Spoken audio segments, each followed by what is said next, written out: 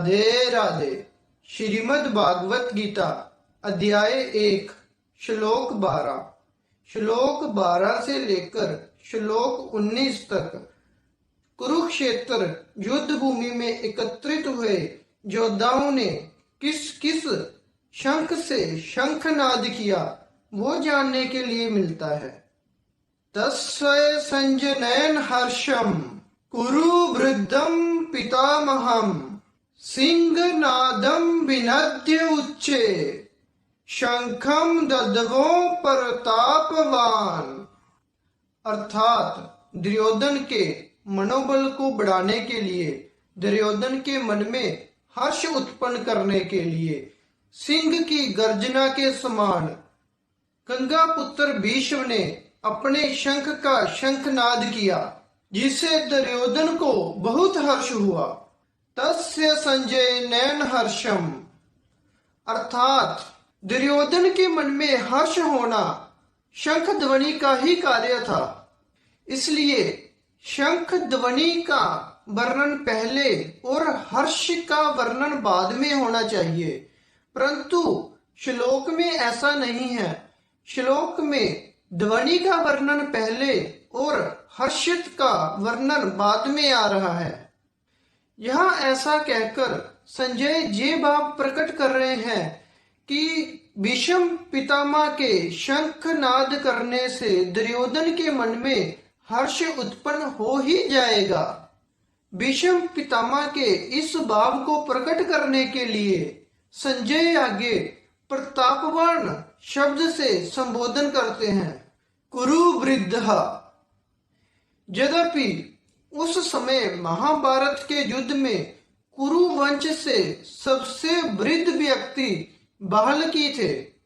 बाल्मीकि राजा शांतनु के बड़े भाई थे।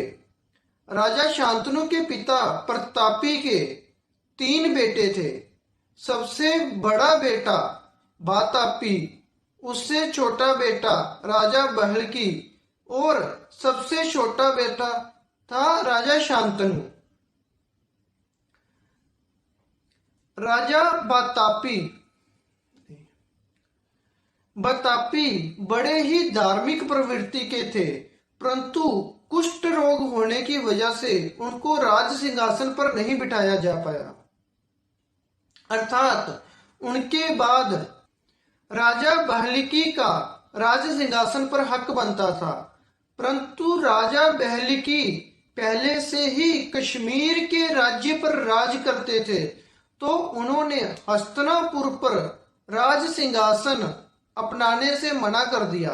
तो अंत में हस्तिनापुर का राज सिंहासन राजा शांतनु के हाथों में आया। राजा शांतनु का राज्याभिषेक करने के उपरांत 12 वर्ष के लिए हस्तिनापुर में अकाल पड़ गया। तब महान विद्वान ब्राह्मणों के सलाह देने पर वातापी को बुलाया गया। वातापी ने राजा शांतनु का पुरोहित बनकर वहां पर यज्ञ किया, जिसके उपरांत वहां पर बारिश होना आरंभ हुई और हस्तिनापुर पहले की तरह हरियाली से खिलखिला उठा।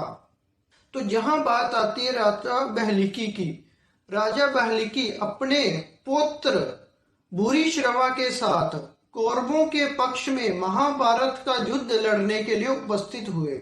इस प्रकार सबसे वृद्ध महाभारत के युद्ध में कौरवों की तरफ से राजा बाल्मीकि थे, परंतु जहां पर कुरु वृद्ध शब्द से गंगा पुत्र भीष्म को संबोधित किया गया है, क्योंकि गंगा पुत्र भीष्म धर्म के क्रिया में बहुत ही संपन्न थे, प्रतापवान। भीष्म जी बड़े ही प्रतापवान थे। गंगा पुत्र भीष्म ने बहुत ही त्याग किए। उन्होंने कर्ण कामनी का त्याग किया, हमेशा ब्रह्मचार्य रहने का वचन लिया, राज सिंहासन पर पूरा हक रखते हुए और काबिल होते हुए भी राज सिंहासन पर कभी अपना हक नहीं जतलाया। गंगा पुत्र भीष्म शस्त्र चलाने में निपुण थे। एक बार राजा काशी ने अपनी 3 पुत्रियों का स्वयंवर रखा। उस समय माता सत्यवती के कहने पर गंगापुत्र भीष्म ने अकेले ही तीनों राजकुमारियों का स्वयंवर से हरण कर लिया राजा विचित्र वीर्य के लिए। और उस समय स्वयंवर में उपस्थित हुए कोई भी राजा गंगापुत्र भीष्म को रोकने में समर्थ नहीं थे। हस्तिनापुर पहुंचकर जब गंगापुत्र भीष्म को इस बात का ज्ञान हुआ कि राजा काशी की पुत्री अंबा वो पहले ही किसी और को अपना पति मान चुकी है, ये जानने के बाद गंगापुत्र भीष्म ने अंबा को वहां से जाने का आदेश दिया। परंतु जब राजा ने अंबा को अपनाने से इनकार कर दिया तो वो दोबारा भीष्म के पास आई और उसे पत्नी रूप में स्वीकार करने के लिए कहा। जब भीष्म ने इनकार किया तो वो अपनी फरियाद लेके भीष्म के गुरु परशुराम जी के पास गए। परशुराम जी की बात नहीं मानने पर भीष्म और परशुराम में भयंकर युद्ध हुआ, परंतु गंगापुत्र भीष्म ने अपने गुरु परशुराम जी को भी पराजित कर दिया। उस समय महादेव ने इन दोनों के बीच में हस्तक्षेप कर युद्ध पर विराम लगवाया था। इस प्रकार उनसे बड़ा क्षत्रिय कोई भी नहीं था। इस बात का भी सभी राजाओं पर बहुत प्रभाव था। जब गंगापुत्र भीष्म शरशैया पर सोए हुए थे, उस समय कृष्ण ने युधिष्ठिर से कहा था कि ज्ञान का सूरज अस्त हो चला है, जो भी ज्ञान चाहिए इस समय आप इनसे ले सकते हो। अर्थात उस समय गंगापुत्र भीष्म अपने प्राण त्याग रहे थे। इस प्रकार शास्त्रों के विषय में भी गंगापुत्र भीष्म का बाकी सबों पर बहुत ही प्रभाव था। पितामह, इस शब्द का अर्थ ये मालूम होता है कि दुर्योधन की चालाकी पूर्ण कही गई बातों का जब द्रोणाचार्य ने कोई उत्तर नहीं दिया, तब कौटुंबिक स्नेह के कारण गंगापुत्र भीष्म ने दुर्योधन के मन में हर्ष उत्पन्न करते हुए सिंह की गर्जना के समान शंख का नाद किया। सिंह नाद विनोद चे शंख दमहो। जैसे सिंह की गर्जना करने पर सभी पशु पक्षी भयभीत हो जाते हैं, इसी प्रकार शंखनाद के गर्जना पर सभी शत्रुगण भयभीत हो जाए और दुर्योधन प्रसन्न हो जाए। इसी इच्छा के साथ गंगापुत्र भीष्म ने सिंह के समान शंखनाद किया। परिशिष्ट भाव अर्थात गुरु द्रोणाचार्य के साथ दुर्योधन का गुरु और शिष्य का रिश्ता था, जिसमें कोई पक्षपात नहीं हो सकता।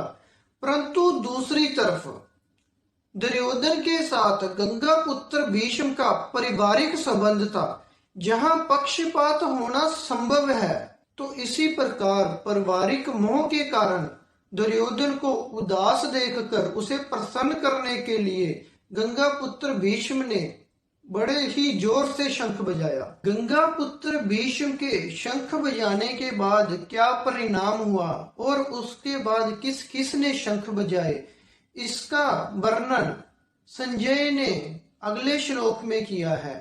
तो इसी प्रकार श्रीमद् भागवत गीता अध्याय 1 का श्लोक 12 संपूर्ण हुआ। तो प्रेम से कहिए श्री राधे।